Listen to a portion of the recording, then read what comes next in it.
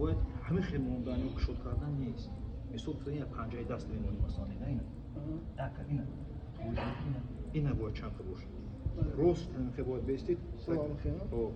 استودگی هم راست استودگی کتفو با میز جماعت دگر باشید کتفو با کتفو اینا استودگی سرت خم سه وقتی نگاه کردن دا باید جای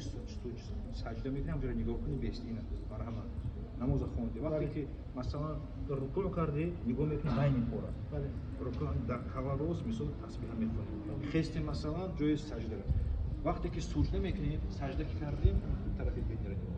بعضی وقتی که هم خیبای میکنن میخیزن هم حضرت بین خیلی هر سال نگاه میکنن که احمد متشکر سال نگاه میکنن این مثلا باید نماز همین شخص قبول میشه اونه که نماز همین شخص بخره نیست ثوابش کم میگیره در نماز هر که خشوع باشه همون نماز ثوابش بهترین میشه برای چی؟ برای که پیغمبر گفت علیه الصلوة و السلام که دو آدم نماز خوندن